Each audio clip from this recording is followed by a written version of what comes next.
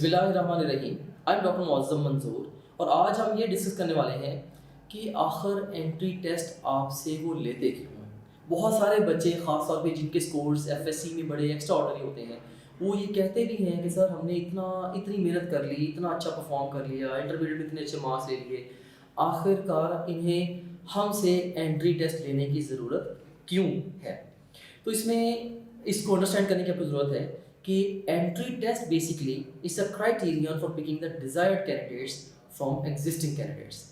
अब ये जो एग्जिस्टिंग कैंडिडेट्स है, उन कैंडिडेट्स में से जो डिजायर्ड कैंडिडेट्स हैं उन्हें पिक करना है।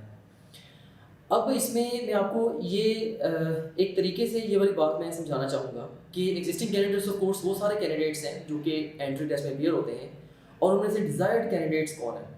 देखिए, अभी जो मॉडर्न इरा में जो लर्निंग है वो प्रॉब्लम ओरिएंटेड है। वो ये चाहते हैं कि ऐसे स्टूडेंट्स को आगे लेके आया जाए जो रियल वर्ल्ड में जाके प्रॉब्लम्स को सॉल्व कर सकें।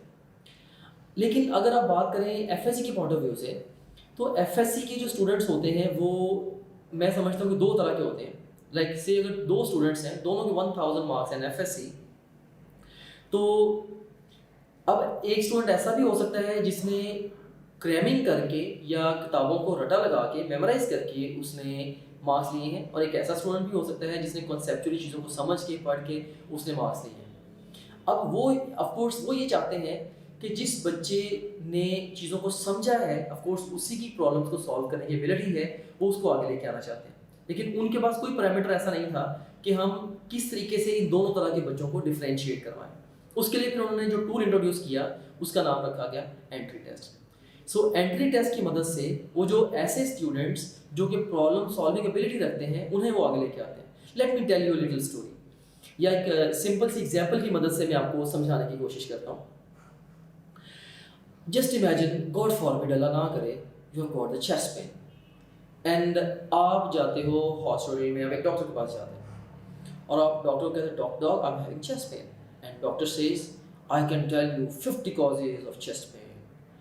आप कहते हो कि भाई 50 कॉजेज आपको याद है या नहीं याद, पता है या नहीं पता, मुझे इस चीज़ से कंसर्न नहीं है, मेरी पेन का कुछ करो भाई, मुझे कुछ हो रहा है, डू समथिंग फॉर मी। ठीक है, तो वो कहता है कि नहीं, आप में अब कौन सी वाली उनमें से कॉज है, no I don't know this, ये तो मुझे देखना पड़ेगा कि कैसे हो सकता है। तो इसके मुकाबले में आप एक दूसरे डॉक्टर के पास जाते हो और आपसे जा कहते हो कि okay you tell me 50 causes of chest pain. मुझे चेस्ट पेन है, पहले तो मैं तुम्हारा नॉलेज टेस्ट करूंगा, tell me 50 cause of chest pain. मैं कहता 50 कॉज नहीं, मे बी मैं 5-7 आपको बता दूँ, मुझे बताएं आपकी चेस्ट पेन कैसी है, कब शुरू हुई है, और पहले भी कभी होती है नहीं होती। वो आपसे हिस्ट्री लेता है एंड फिर आपको एग्जामिन करता है, then give you some drugs, your chest pain is gone, right. So आप किसको प्रेफर करोगे, जिसने बेताशा चीज़ों को याद रखा हुआ है या जिसने आपका प्रॉब्लम सॉल्व किया। Of course you want to see the problem solver. अब वैसे भी इंफॉर्मेशन तो आईटी का दौर है, इंफॉर्मेशन टेक्नोलॉजी का दौर है, इंफॉर्मेशन तो कोई मसला ही नहीं रह गया। अब एआई के टूल्स इतने ज़्यादा सारे आ गए हैं, आप जो मर्जी information just with in matter of seconds आप निकाल सकते हैं। ठीक है, सो ऑफ कोर्स जो प्रॉब्लम सॉल्वर्स उनको चाहिए। सो वंस अगेन हाउ के अब ऑफ कोर्स उन्होंने ये जो दोनों तरह के डॉक्टर्स थे उनमें से अब एंट्री टेस्ट जब लेंगे तो जो प्रॉब्लम सॉल्विंग वाला एबिलिटी रखता होगा वो एंट्री टेस्ट में अच्छा परफॉर्म करके आगे आ जाएगा। I hope that you understand this now. So अब इसको स्टेटमेंट को हम दोबारा पढ़ते हैं, आई होप कि अब आप इसको पिक कर जाएंगे। Entry test is the criterion for picking the desired candidates from the existing candidates.